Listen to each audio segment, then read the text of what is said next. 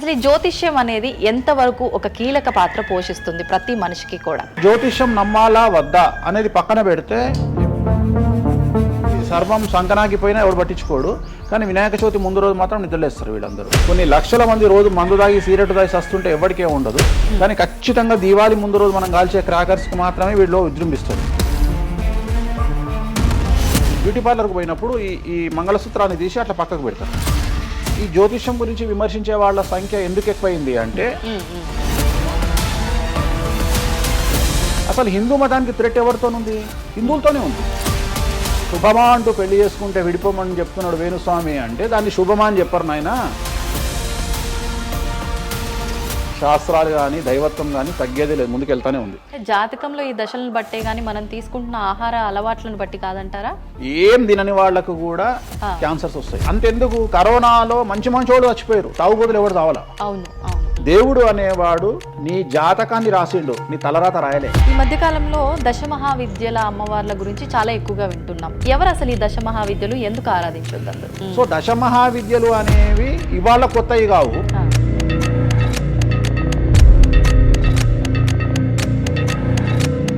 అరుణాచలం ఎవరికి తెలిసి బాలటి వరకు? ఎందుకు అరుణాచలానికి పొలవమంటే వెళ్ళిపోతున్నారు అంటే చాగంటి కోటేశ్వరరావు గారు చెప్పడం వల్ల నీకు అరుణాచలం తెలిసింది. మరి అరుణాచలం విషయంలో ఇదే డిస్కషన్ ఎందుకు వస్తలేదు? దశమహావిద్యలో నాన్ వెజ్ పెడతారు అనగానే ఇక నాన్ వెజ్ ప్రపంచంలో ఎవరు తిననట్టు, అసలు అదేదో తప్పైనట్టు, ఇక లిక్కర్ ఎవరు తాగలేనట్టు. రాముడు క్షత్రియుడు, మాంసం తినలేదా? సురాపానం అంటున్నావు. దేవతలే సురాపానం తీసుకున్నారు, అది మద్యమే. మరి అది దానికి ఏందమ్మా? అవన్నీ పుకార్లు అంటున్నారు. పుకార్లు అదే చెప్తున్నా నేను.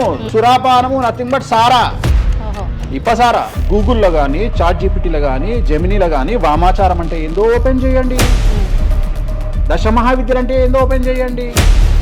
మీకు మీరే తెలుసుకోండి. ఈ సమాజంలో తెలుగు రాష్ట్రాల్లో ఉన్న దొంగలెవరో దొరలెవరో మీరే గుర్తుపట్టండి. ఎవరు అబద్ధాలు చెప్తున్నారో అనే విషయాన్ని తెలుసుకోండి. వేణుస్వామి దొంగ అయితే వేణుస్వామి దగ్గరికి రాకండి. నన్ను 20 నిమిషాలు ఆడుకుందామనే ప్రయత్నం చేసిన నీకు ఇప్పుడు చిన్న ఫినిషింగ్ టచ్ ఇస్తాను. అసలు నువ్వు జనవరి 1కు ముందు నా దగ్గర ఇంటర్వ్యూకి ఎందుకు వచ్చావు? నేను దానికి ఆన్సర్ చెప్తా. కాదు అదే ప్రయత్నం వేణుస్వామి చేసిండు కామాఖ్య విషయం. అమ్మా ఇట్లా వచ్చారా? నెక్స్ట్ ధనుసు రాశి వారికి అర్ధాష్టమ శని నడుస్తూ ఉంది. అర్ధాష్టమ శని అనేటువంటిది డబ్బులను అధికంగా ఇచ్చి ఆ డబ్బుల ద్వారా సమస్యలు తెచ్చేటువంటి ఒక పరిస్థితి. అంటే డబ్బులు లేకపోతేనే సమస్యలు అంటారా? డబ్బులు ఉంటే కూడా సమస్యలు. డబ్బులు ఉన్నప్పుడు వాటిని మనం ఖర్చు చేసే విధానంలో సమస్యలు, వాటిని మనం ఎలా సమాజంలో ఖర్చు పెట్టబోతున్నామనే సమస్యలు ఏర్పడేటువంటి అవకాశం ఉంది. కాబట్టి మీరు ఇన్వెస్ట్మెంట్ చేయడంలో కానీ, అప్పులు ఇవ్వడంలో కానీ, ఎవరికైనా అప్పులు ఇవ్వడంలో కానీ, చిట్టీలు వేయడంలో కానీ, సహాయం చేయబోయేటప్పుడు కానీ జాగ్రత్తలు తీసుకోండి. ఎటువంటి పరిస్థితుల్లోనూ డబ్బులు ఎవరికి ఇవ్వవద్దు. సో ధనుస్సు రాశి వారికి డబ్బు పరంగా సమస్యలు ఏర్పడే అవకాశం ఉంది. రాక డబ్బులు వచ్చినాయి కాబట్టి తీసుకెళ్ళి వేరే వాళ్ళకి ఇచ్చి మోసపోయే అవకాశాలు కనిపిస్తూ ఉన్నాయి. ఈ ఒక్క విషయంలో ధనుస్సు రాశి వాళ్ళు జాగ్రత్తలు తీసుకుంటే విద్యార్థులకు, ఉద్యోగస్తులకు, కళాకారులకు, క్రీడాకారులకు, రాజకీయ నాయకులకు, స్త్రీలకు, వ్యాపారస్తులకు, రైతులకు, అన్ని రంగాల వారికి ఈ సంవత్సరం అనుకూలంగా ఉంటుంది. ఓన్లీ మీరు చేయాల్సిన రెమెడీ నలుపు రంగు దుస్తులకు దూరంగా ఉండండి. తిరునల్లార్ శనీశ్వర ఆలయంలో ప్రత్యేకమైన శని పూజ నిర్వహించడం ద్వారా సమస్యల నుండి గట్టెక్కుతారు. నెక్స్ట్ మకర రాశి వారికి ఈ సంవత్సరం చాలా అనుకూలంగా ఉంది. ఈ సంవత్సరం అండర్లైన్ చేయాల్సిన విషయం ఏమిటంటే మకర రాశి వారికి భార్యాభర్తల మధ్యన గ్యాప్ ఏర్పడేటువంటి అవకాశం ఉంది. గొడవలు వచ్చే అవకాశం ఉంది. ఈగోస్ వల్ల కానీ వేటి వల్ల అయినా సమస్యలు వచ్చే అవకాశం ఉంది. అది కాకుండా విద్యార్థులకు అనుకూలతలు ఉంటాయి, ఉద్యోగస్తులకు అనుకూలతలు ఉంటాయి, రైతులకు 2 పంటల దిగుబడి రాబడి ఉంటుంది. అలాగే రాజకీయ నాయకులకు సమాజంలో మంచి పేరు ప్రఖ్యాతులతో పాటు పదవులు సిద్ధిస్తాయి. రైతులకు 2 పంటల దిగుబడి రాబడి ఉంటుంది. వ్యాపారస్తులకు రూపాయికి 100 రూపాయల లాభం ఉంటుంది. స్త్రీలకు కోరుకున్నటువంటి ఫలితాలు ఉంటాయి. అన్ని రంగాల వారికి అనుకూలమైన ఫలితాలు మకర రాశి వారికి ఉండబోతా ఉన్నాయి. వీరు సోమవారం నాడు శివాలయంలో రుద్రాభిషేకం నిర్వహించుకున్నట్లయితే సమస్యల నుండి గట్టెక్కుతారు. సో నెక్స్ట్ కుంభరాశి వారికి ఏలినాటి శని చివరి అంకంలో ఉంది. చాలా సమస్యలు కనిపించబోతా ఉన్నాయి. కుటుంబంలో ఎవరిని తీసుకున్నా విద్యార్థులు, ఉద్యోగస్తులు, వ్యాపారస్తులు, కళాకారులు, క్రీడాకారులు, రాజకీయ నాయకులు, స్త్రీలు, ఉద్యోగస్తులు, బ్యూరోక్రాట్లు అందరికీ సమస్యలు ఉన్నాయి. వాహన ప్రమాదాలు, పోలీస్ కేసులు, కోర్టు కేసులు, ఆరోగ్యపరమైన ఇబ్బందులు, మానసికమైన ఇబ్బందులు, స్త్రీలకైతే థైరాయిడ్ సమస్యలు, పీసీఓడి సమస్యలు, గర్భసంచికి సంబంధించిన సమస్యలు, మానసికమైన ఇబ్బందులు బాధించే అవకాశం కనిపిస్తూ ఉంది. జాగ్రత్తగా ఉండండి, నలుపు రంగు దుస్తులకు దూరంగా ఉండండి, శనివార నియమాన్ని పాటించండి, సప్త శనివార వ్రతాన్ని పాటించండి. సప్త శనివార వ్రతం అంటే శనివారం నాడు శ్రీ వెంకటేశ్వర స్వామి వారికి సంబంధించినటువంటి వ్రతము. ఇది పుస్తకం మీకు మార్కెట్లో దొరుకుతుంది, తీసుకొచ్చుకొని 7 వారాల పాటు 7 శనివారాల పాటు చేయండి, సమస్యల నుండి గట్టెక్కుతారు. ఇక చివరిది లాస్ట్ది అనేటువంటిది మీనరాశి. మీనరాశి వారికి ఈ సంవత్సరం జన్మశని నడుస్తూ ఉంది. జన్మశని చాలా డేంజరస్గా ఉండబోతూ ఉంది. ఏ రంగంలో ఉండే వారికైనా ఈ సంవత్సరం సమస్యలు తప్పవు. ఆర్థికంగా, సామాజికంగా, న్యాయపరంగా, ఆరోగ్యపరంగా, వాహన ప్రమాదాలు అవ్వచ్చు, ఆర్థికపరమైన నష్టాలు అవ్వచ్చు, పోలీస్ కేసులు అవ్వచ్చు, ఇంట్లో తల్లిదండ్రులు ఒకళ్లకు ప్రాణగండాలు అవ్వచ్చు, భార్యాభర్తల మధ్యన గొడవలు అవ్వచ్చు. మరీ ముఖ్యంగా ఈ సంవత్సరం మీనరాశి జాతకులు ఉండేటువంటి ఇళ్లలో మగవాళ్లకు సంపాదన లేకుండా ఖాళీగా ఉండడం వల్ల ఆడవాళ్ళు మాత్రమే సంపాదించి, ఆడవాళ్ల ఉద్యోగంతో డబ్బులు సంపాదించి, ఆడవాళ్ళ అంటే భార్యల మీదనో, ఆడవాళ్ళ కూతుళ్ళ మీదనో, తల్లి మీదనో బ్రతికేటువంటి పరిస్థితి మగవాళ్లకు ఉండే అవకాశం ఉంది. కాబట్టి ఈగోలను చంపుకోండి.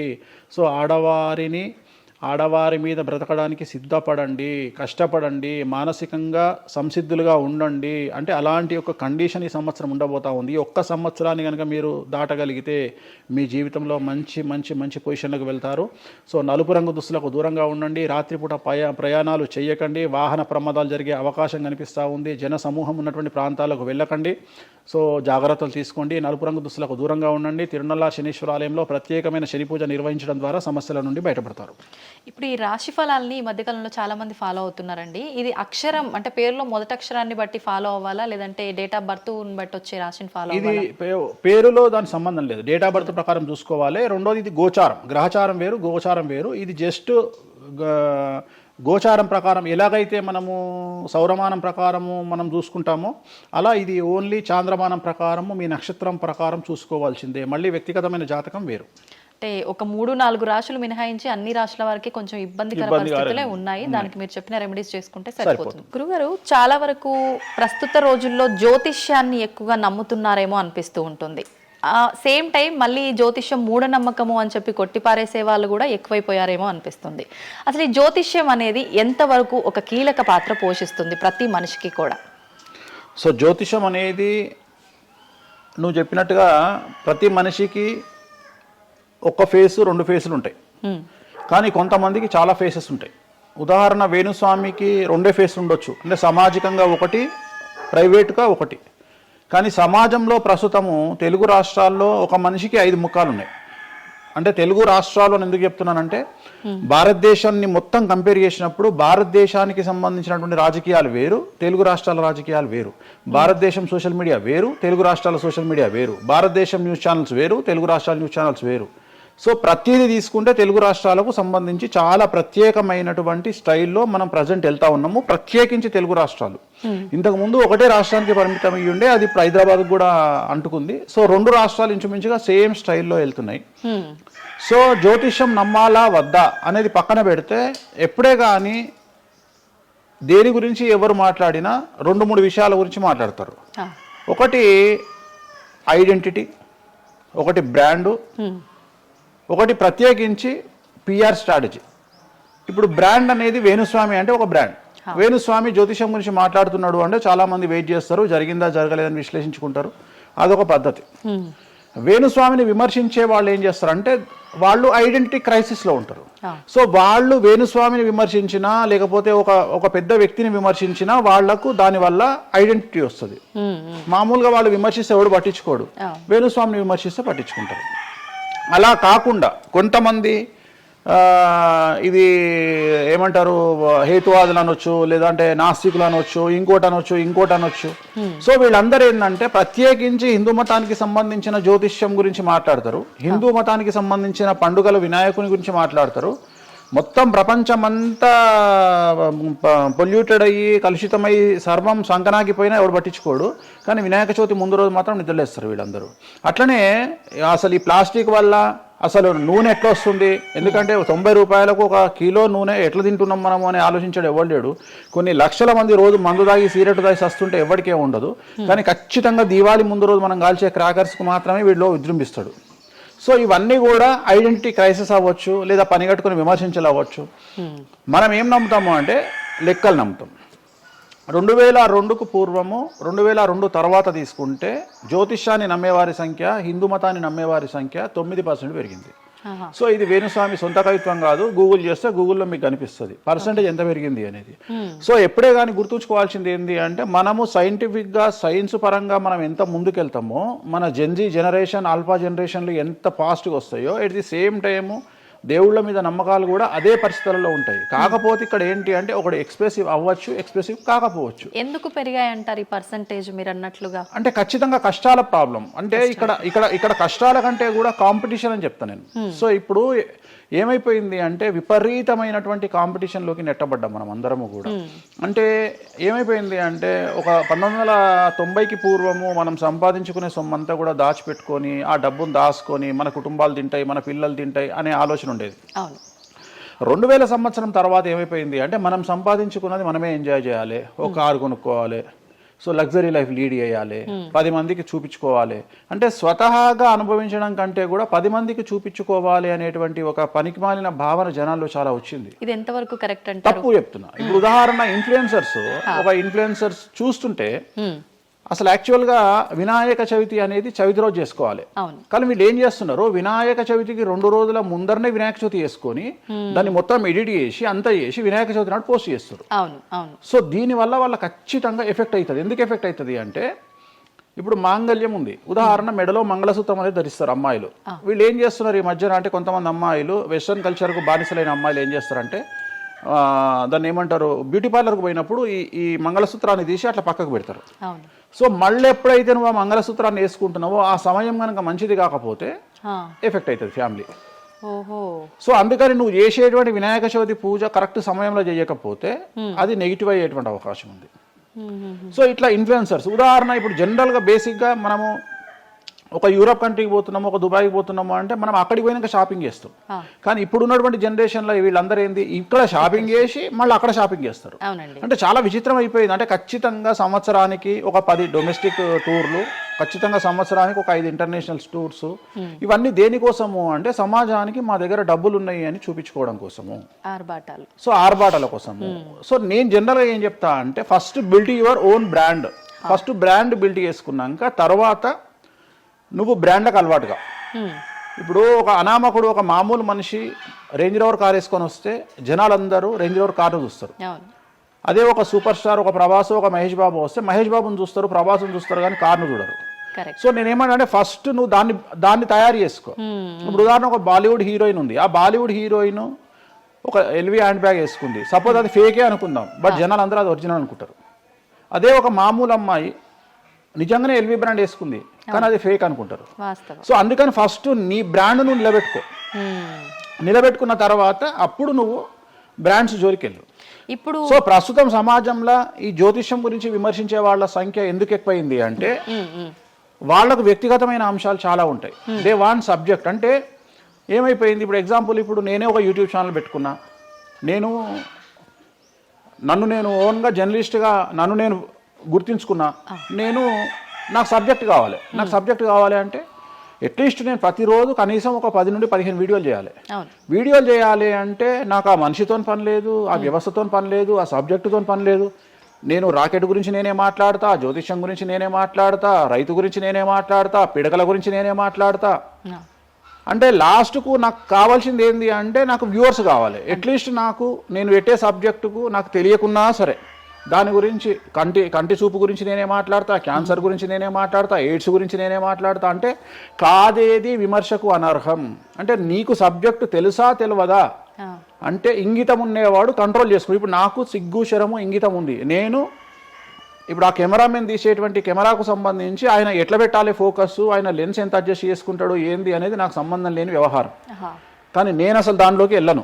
కానీ అదే విశ్లేషకుల పేరుతో ఉండేటువంటి యూట్యూబ్ ఛానల్స్ అవ్వచ్చు, ఇంకొకళ్ళు అవ్వచ్చు, వాళ్ళు ఏం చేస్తారు, దాన్ని కూడా వాళ్ళే జస్టిఫికేషన్ చేస్తారు. అంటే దాన్ని కూడా నువ్వు కెమెరా ఎట్లా పెట్టాలనో కెమెరామెన్కి వీళ్ళు నేర్పిస్తారు, వీళ్ళే డిస్కషన్. ఎందుకు అంటే వాళ్ళకి ఏదో ఒక 10,000 వ్యూవర్షిప్ పోతే ఇట్లా ఓవరాల్గా తీసుకుంటే నెలకి ఇంత వెళ్తుంది పైసలు. సో దీని మీద బ్రతికే వాళ్ళు, సో వాళ్ళు ఏం చేస్తారు, వాళ్ళు విమర్శలు చేస్తారు. సో అట్లనే హేతువాదుల ముసుగులో ఉండేవాళ్ళు విమర్శలు చేస్తారు. అన్నిటికంటే ప్రాబ్లం ఏమైపోయింది అంటే, పొద్దున్న లేస్తే హిందూ మతం బాగుండాలి, హిందూ మతం బాగుండాలి అంటే అసలు హిందూ మతానికి థ్రెట్ ఎవరితోనుంది? హిందువులతోనే ఉంది. ముస్లిమ్స్తో లేదు, క్రిస్టియన్స్తో లేదు. ఎందుకంటే వేరే వాళ్ళు మన జోలికి రావట్లా. ఎంతసేపు కప్పల భాగవతం లాగా మన జీవితంలో ఎలుకల భాగవతం లాగా ఒక ఎలుక ఇంకో ఎలుకని కిందికి గుంజుతుంది, ఒక కప్ప ఇంకో కప్పని కిందికి లాగుతుంది. అట్లనే హిందువులలో వేణుస్వామి ఆస్ట్రాలజికల్ ప్రిడిక్షన్స్ లో మంచిగా ఉన్నాడు అంటే, వేణుస్వామి చెప్పింది ఏదైనా జరిగినప్పుడు వేయడానికి ఎవరికి మనసు రాదు, కానీ వేణుస్వామిని విమర్శించడానికి పొలోమంటే అందరూ వచ్చేస్తారు. అంటే మరి నేను హిందువునే కదా, నన్ను కిందికి లాగేవాడు హిందువే కదా, మరి ఇక్కడ హిందూ మతం ఏమవుతుంది? ఇప్పుడు సమాజంలో నేను అబ్జర్వ్ చేస్తున్నా, గత కొన్ని రోజుల నుండి, ఒక 6 నెలల నుండి, సంవత్సరం నుండి Telugu media in the sense నేను లోకల్ సోషల్ మీడియాలో హిందూ మతాల పేరు మీద కొత్త వర్షన్ వచ్చింది. ఏంటి అంటే, హిందూ ఆచార వ్యవహారాలను విమర్శించడము చాలా కామెడీ అయిపోయింది. ఒక ఆయన ఈ మధ్యలో ఇంటర్వ్యూ చూసిన నేను, అసలు దుర్గమాల లేదంటాడు ఆయన. నేను షాక్ అయినా, నేను ఇనుంటావు నువ్వు కూడా. నాకు ఆశ్చర్యం అనిపించింది. దుర్గమాల లేదు అంటే అమ్మవారి మాల, జనరల్ గా భవానీ మాల కరెక్ట్ వర్డ్, భవానీ మాల లేనే లేదు, అసలు చరిత్రలో లేదు అంటాడు. అంటే సమాజము ఏదో విధంగా భక్తి మార్గం వైపు వెళ్తుంది అంటే నువ్వు సంతోషంగా ఫీల్ అవ్వాలి, కానీ దాన్ని కూడా విమర్శించేవాడు.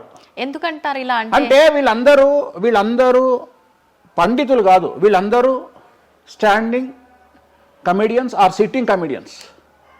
ఒక ఆయన కూర్చొని మాటలు చెప్తాడు, వాళ్ళు నవ్వడం స్టార్ట్ కాగానే ఈయన మర్చిపోతాడు. ఇక ఈయన మర్చిపోయి, అంటే ఆడవాళ్ళు నవ్వుతుంటారు, మగవాళ్ళు నవ్వుతుంటే ఈయన ఆనందానికి పరవశుడు అయ్యి, ఇంకా వాళ్ళు నవ్వుతున్నారు కదా అని రెచ్చిపోయి, ఇంకా గ్రహాలు లేవు, దేవుడు లేడు, ఏది ఒక బ్రాహ్మణుడు అయ్యుండి, ఒక పండితుడు అయ్యుండి టోటల్ మన సబ్జెక్టుకు వ్యతిరేకంగా మాట్లాడుతూ ఉంటాడు. అట్లనే ఆయన ఎవరో భవానీమాల లేదు అంటాడు. నీకు వచ్చిన నష్టమేముంది? నువ్వు మొగోడివైతే భవానీమాల కాదు, ఎవరైతే కోయంబత్తూరులో ఈషా ఫౌండేషన్లో లింగభైరవ అమ్మవారు లేదని చెప్పు, అది నీ గొప్పతనం. నిజంగా లింగభైరవ అమ్మవారు లేనప్పుడు లేదని చెప్పు. ఆమె క్రియేటెడ్ గాడు, చెప్పొచ్చు కదా లేదు అని. ఎందుకంటే అక్కడ భయం ఏంటంటే ఎవరు తంతడు అని. వీళ్ళ భయం అంటే ఏంటంటే, ఎక్కడైతే ఎవడు వీళ్ళకి అడ్డు రాడో అక్కడికి వస్తాడు. వీళ్ళకి ఒరిజినల్ సబ్జెక్ట్ మాట్లాడే దమ్ము లేదు. సో ఇదంతా ఎంత చేసినా నేను అల్టిమేట్గా చెప్పేది ఏంటంటే, జ్యోతిష్యానికి వ్యక్తిగతంగా నా దగ్గరకు వచ్చేవాళ్ళు నాకు జనాలకు చెప్పారుగా.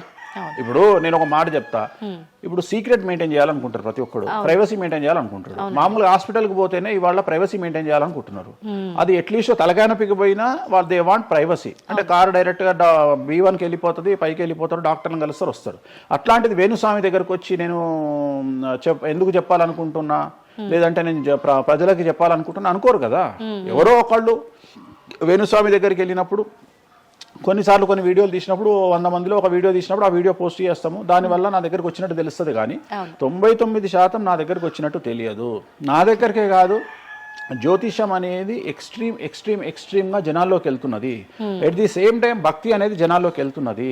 దాన్ని భయం అంటమా భక్తి అంటమా పక్కన పెడితే, ఈరోజు జనాలు ముక్కోటి కానీ ఇతరత్ర పండుగలు కానీ జనవరి 1 కానీ జనాలు విపరీతంగా దేవాలయాల్లో ఉంటున్నారు అంటే, జనాలకు దేవుడి మీద కానీ శాస్త్రాల మీద కానీ వచ్చినటువంటి నమ్మకము. ఈ నమ్మకాన్ని ఎవరో ఒకళ్ళు వచ్చి టీవీలో కూర్చొని చెప్పినంత మాత్రాన పోదు. సో ఇది జనాల్లోకి విపరీతంగా వెళ్తానే ఉంటుంది. జనాలు ఎప్పుడే కానీ ఎంత వెస్టర్న్ కల్చర్కి వెళ్ళినా నమ్మకము అనేది ఒకటి ఉంటుంది. మనల్ని నమ్మించేది, మనల్ని బ్రతికించేది నమ్మకము. ఈ నమ్మకం లేకపోతే మనకు జీవితం లేదు. సో ఈ జ్యోతిష్యము అనేది అంధకార బంధురంలో ఉండేటువంటి ఒక వ్యక్తిని బయటకు తీసుకురావడానికి, జరగబోయే నష్టాన్ని చెప్పడానికి మాత్రమే పనికి వచ్చేటువంటి శాస్త్రము. అంతేగాని నువ్వు 50 ఏళ్లకు నరుకుతావు, 40 ఏళ్లకు కారు కొంటావు, ఈ సొల్లు పురాణం చెప్పాల్సిన పని లేదు. జరగబోయేటువంటి నష్టాన్ని గనక చెప్పగలిగితే జ్యోతిష్యము దాన్ని సరి చేసుకోవడంతో పాటు మానసికంగా స్ట్రాంగ్ అవ్వడానికి ఆ వ్యక్తికి చాలా చాలా చాలా ఉపయోగం ఉపయోగపడుతుంది. భార్యాభర్తలు తన్నుకొని చస్తారు, విడిపోతారు అని చెప్పడంలో ఉద్దేశము మీరు విడిపోండి అని కాదు. భార్యాభర్తల్లో అట్లీస్ట్ జనరేషన్ ను బట్టి ఈ రోజు భర్త అనేవాడు కాంప్రమైజ్ అయ్యి భార్య తిట్టినా పడి ఉంటాడు అని ఇక్కడ ఉద్దేశము. అంటే ఒకప్పుడు భార్యకు భర్తకు పెళ్లికి కనీసం 10 సంవత్సరాల గ్యాప్ ఉండేది. ఎందుకు అంటే భార్య అనే అమ్మాయి చిన్నపిల్లగా ఉంటే భర్త అనేవాడు ఒక కూతుర్ని చూసుకుంటాడు అనే ఉద్దేశంతో ఆ పెళ్లిళ్ళు చేసేవాళ్ళు. ఇవాళ ఏం చేస్తున్నారు, ఇద్దరికి 6 నెలలు తేడా ఉండదు. సో ఇద్దరు టెంపర్మెంట్ లో వెళ్తారు, ఇద్దరు గొడవలు పడతారు. సో ఈ కండిషన్ లో వాళ్ళిద్దరు విడిపోయేటువంటి తత్వం వైపు వెళ్తారు. కాబట్టి మొదలే మీ జాతకాలు బాగాలేవు, మీకు విడిపోయే అవకాశం ఉంది అంటే మిమ్మల్ని విడిపోమని చెప్పడం కాదు. ఇక్కడ మీరు జాగ్రత్తగా ఉండండి, కాంప్రమైజ్ కండి, ఈగోస్ పక్కన పెట్టండి, మీ పొసెసివ్నెస్ను పక్కన పెట్టండి. సో ఆర్థికపరమైనటువంటి అంశాల్లో క్యాలిక్యులేటెడ్గా ఉండండి, తన్నుకొని చావకండి, విడిపోకండి అని మొదలే వాళ్ళని హెచ్చరించడం అనేటువంటిది దీంట్లో భాగము. కానీ ఇవాళ ఏమంటున్నారు, శుభమా అంటూ పెళ్లి చేసుకుంటే విడిపోమని చెప్తున్నాడు వేణుస్వామి అంటే దాన్ని శుభమా అని చెప్పరు నాయన. ప్రతి ఒక్కళ్ళకి అదే చెప్తున్నారు. ఆ మాతకు వస్తే మీరు పొద్దున్న లేస్తే 100 పెళ్లిలలో 80 పెళ్లిళ్ళు డివోర్స్ అవుతున్నాయి. మరి దీని మీద మీరే కదా డిబేట్ పెడతారు. సో ఇదంతా ఏంటంటే ఒక వ్యక్తిని విమర్శించాలనుకున్నప్పుడు వాళ్ళు ఏదైనా తీసుకురావచ్చు. దాన్ని రామ అంటే దాన్ని చిన్న పదాలు మారిస్తే ఆ రామ అనేది ఒక బ్యాడ్ వర్డ్ అవుతుంది. సో దాన్ని ఎట్లంటే అట్లా చేసుకొని పోవచ్చు. కానీ ప్రస్తుతం దేశ కాలమాన పరిస్థితులలో జ్యోతిష్యం కానీ శాస్త్రాలు కానీ దైవత్వం కానీ తగ్గేదే లేదు, ముందుకెళ్తానే ఉంది. ఇప్పుడు ఒక మనిషి జననం దగ్గర నుంచి చనిపోయే వరకు జాతకం అనేది కొన్ని సందర్భాల్లో మాత్రమే చూడాలి అని చెప్పి ఒకప్పటి కాలంలో చెప్పేవారట. కానీ ఇప్పుడు మాత్రం పుట్టిన దగ్గర నుంచి ఎప్పుడు ఏ చిన్న సమస్య వచ్చినా జాతకం చూపించుకోవడము, అసలు ఇది మన సాంప్రదాయంలో లేనే లేదు అంటున్నారు. ఇది ఎంతవరకు వాస్తవం? నేను లాస్ట్ ఇయర్ ఒక హీరోకు ఒక బిడ్డ పుడితే నేను చెప్పినప్పుడు చాలా మంది మేధావులు వచ్చి నన్ను విమర్శించారు. చిన్న పాపకు జాతకం చెప్తారా ఎవడన్నా అని. నీకు తెలిసే ఉంటే కృష్ణదేవరాయల ఆస్థానం కానీ ఇతర రాజులు పెద్ద రాజుల ఆస్థానంలో కానీ ఆస్థాన సిద్ధాంతి అని ఉండేవాడు. వాళ్ళు ఏం చేసేవాళ్ళు అంటే రాణికి కూతురు పుట్టిన కొడుకు పుట్టిన వాళ్ళు వచ్చి మొత్తం లైఫ్కు సంబంధించిన జాతకాన్ని రాసేవాళ్ళు. పుట్టడంతోనే అసలు పుట్టిన రోజే రాసేవాళ్ళు. వీళ్ళు ఏమైతారు, ఈయన జీవితంలో ఏమైతాడు, దొంగ అవుతాడా, మంచోడు అవుతాడా, రాజు అవుతాడా, లంగ అవుతాడా, క్రికెటర్ అవుతాడా అంటే ఆ దేశకాలం మన ప్రశ్న బట్టి అప్పుడు. సో దాన్ని ఇప్పుడు కన్వర్షన్ చేసుకుంటే ఇప్పుడు మేము రాసే జాతకంలో ఇప్పుడు వీడు ఇంజనీర్ అవుతాడా, డాక్టర్ అవుతాడా, ఎంటర్ప్రెన్యూర్ అవుతాడా, ఉద్యోగస్తుడు అవుతాడా. సో ఇవన్నీ అంచనా వేగ ఒక మనిషి పుట్టినప్పటి నుండి లగ్నాన్ని బేస్ చేసుకొని 1వ నెంబరు అంటే లగ్నము నుండి 12వ నెంబరు అంటే వ్యయము 1 నుండి 12 గడులను కనుక తీసుకొని రాస్తే ఆ మనిషి ఎప్పుడు పుట్టి ఏమేం చేస్తాడు, ఎప్పుడు చనిపోతాడు అనేది వెరీ క్లియర్గా మెన్షన్ చేయవచ్చు. సో ప్రతి రోజు జాతకాన్ని వేసుకోవచ్చు, ప్రతి నెల జాతకాన్ని వేసుకోవచ్చు. గోచారము గ్రహచారము అని 2 ఉంటాయి. గోచారము అంటే ప్రస్తుతం జరిగేటువంటి గ్రహాల యొక్క గమనం ఏ విధంగా ఉంది అని తెలియజేసేది గోచారము. గ్రహచారము అంటే పుట్టినప్పుడు దాన్ని బేస్ చేసుకొని రాసేది గ్రహచారము. జనరల్ గా తెలుగు రాష్ట్రాల్లో చాంద్రమానాన్ని మాత్రమే బేస్ చేసుకొని జాతకాలు రాస్తారు. కానీ వేణుస్వామి ఒక్కడే చాంద్రమానము, సౌరమానము, బార్హస్పత్యమానము అనే 3 విభాగాలను బేస్ చేసుకొని జాతకాలు రాస్తాడు. చాంద్రమానము అంటే చంద్రుడిని బేస్ చేసుకొని రోజున్నర పాటు చంద్రుడు ఒక రాశిలో ఉండేదాన్ని చాంద్రమానము అంటారు. ఇది మన దక్షిణ భారతదేశంలో వాడతాము. సౌరమానము అంటే సూర్యుడు, రవి ఒక నెలలో ఒక రాశిలో ఉంటాడు, దాన్నే మనం సౌరమానము అంటాము. అలాగే బార్హస్పత్యమానము అంటే బృహస్పతిమానము, సంవత్సరం పాటు గురువు ఒక రాశిలో ఉండేదాన్ని బార్హస్పత్యమానము అంటాము. మనము పుట్టినప్పటి నుండి కనీసము నాకు తెలిసి గత 1000 సంవత్సరాలు లేనటువంటి చరిత్ర ఈ సంవత్సరము 2026లో మనం చూడబోతా ఉన్నాము. గురువు ఒకే సమయములో 6 నెలల్లో 3 రాశుల్లోకి ప్రవేశిస్తా ఉన్నాడు. అంటే జనరల్ అర్థం కాదు, అసలు మనం ఎప్పుడు చూడలే. అందుకనే ఈ సంవత్సరం చాలా పెను సంచలనాలు ఉంటాయి. 2026లో గురువు మిథునం, కర్కాటకం, సింహం 3 రాశుల్లోకి వచ్చి మళ్ళీ రివర్స్ వస్తున్నాడు కర్కాటకానికి. సో చాలా విచిత్రమైనటువంటి ఒక గమనాన్నిగా మనం చూడాల్సి వస్తుంది. ఇది చాలా పెను సంచలనాలకు అంటే సృష్టిలోనే ఒక విచిత్రమైనటువంటి అనుభూతిని మనం పొందబోతా ఉన్నాము, మంచి చెడులు పక్కన పెడితే. సో ఇలాంటి పరిస్థితి నుండి జాతకాలను విశ్లేషించడము ఇవన్నీ కూడా నడుస్తాయి. ఇప్పుడు కొన్నిసార్లు మనిషి కొన్ని సందర్భాల్లో ఇబ్బంది వచ్చినప్పుడు నా తలరా తింటే భగవంతుడు ఇంకా రాసేశాడు నేనేం మార్చలేను అంటుంటారు. కొన్నిసార్లు భగవంతుడిని పక్కన పెట్టి తలరాతను పక్కన పెట్టి మనం గట్టిగా ఒకటి అనుకుంటే అయిపోతుంది అని అంటూ ఉంటారు.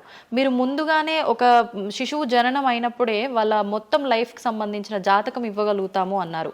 మరి ఇప్పుడు మధ్యలో ఇప్పుడు చెప్తున్న వాళ్ళ విధానాలను బట్టి మనం అనుకుంటే అయిపోతుంది, ఏదైనా మనం ప్రయత్నం చేస్తే మారుతుంది, భగవంతుడు దాన్ని మార్చేస్తాడు కొన్ని ప్రయత్నాల వల్ల అంటారు.